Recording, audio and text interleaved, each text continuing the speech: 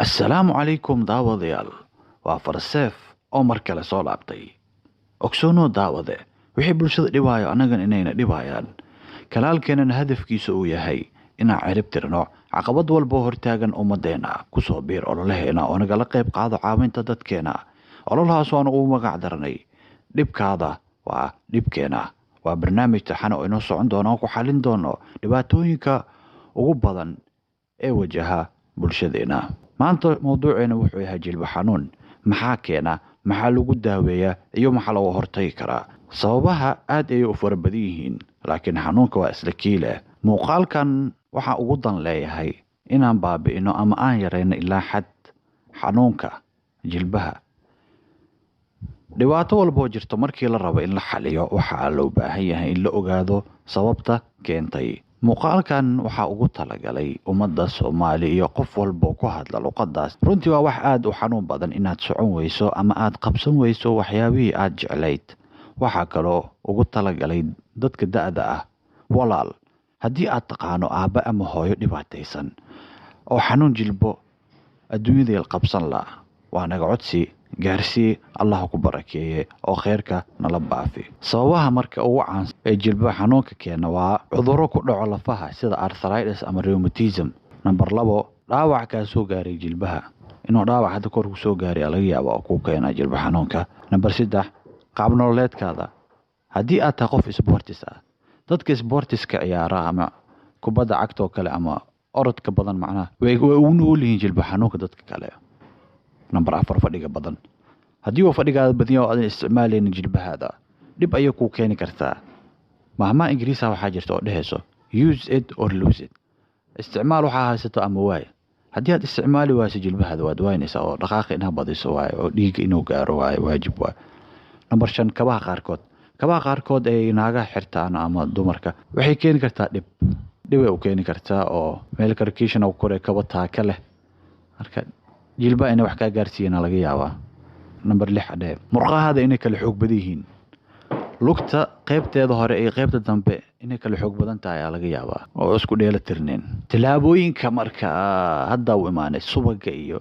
sixintii hadda u imaanay waa mawduuca ugu muhiimsan ee muuqaalkeena maanta tilaabooyinka haddii aad raacdo waa tilaabooyin aad u fudud qof walba ayaa sameyn karo qof luga leh walba uu sameyn karaa ilaa ma ogiye ilaa anaga koriyo qof lug laga gooy laakiin tilaabooyinka haddaad qaado waa hubaal jilba xanuunka inuu ka baaba'ayo inta aadan commentiga ku soo boodin waxaan wax matarayn iyo inaad baroweyso isku day tilaabada koowaad ee aad qaadayso waxa waaye gadaal inaad u socoto maalin kasta 10 daqiiqo maxay ii tarayaa isdhee fiiri saaxib nolosheena inta ugu badan waxaa u soconaa horay gadaalna waan u socon karnaa laakiin ma sameyno taasoo keenayso qaybta hore ee lugaha inay ka awood badnaadaan qaybta dambe ee lugta sidaas culays badan ayay saaraysaa jilbaha anqawga iyo xataa simaha mustaqbalkani waxay ku keeni kartaa dhabar xanuun horta inta aadan dhihin waxaan wax ii matarayaan inaad isbuuc baroweyso isku day haddii jilibka laga qalay xataa ama argada ka dhamaatay ama ruuxa ka dhamaatay dad la soo dhaawaa arkay fiis tarbiya camal ayuu ku noqonay baroowe aniga caafimaadkaada ee muhiim ah iyo ducadaada meesha wax ka ma gadno baroowe marka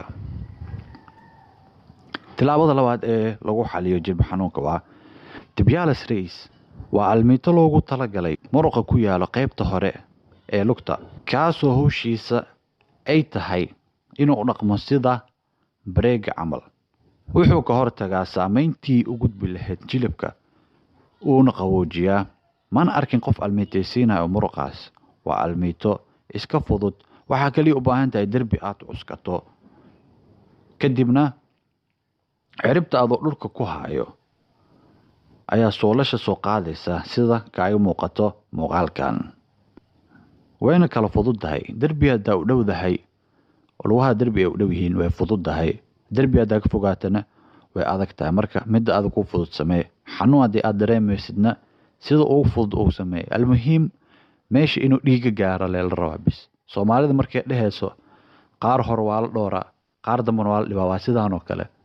xigmad ku jirto fiiri dhiiga haddii uu meesha uu gaarayo nafaqa loo geenaa meeshii waa la daaweynaa, ciidanaad tagaayo, nafaqaad tagayso, laakiin lugaa ku xanuunayso ma soconaya dhahdi meeshii way kasii dareele makuu tooseyso. marka ku dadaal. tilaabada saddexaad, dabci muruqa hamstringii la dhaho ama cajarka gadaale muruqa ku yaalo,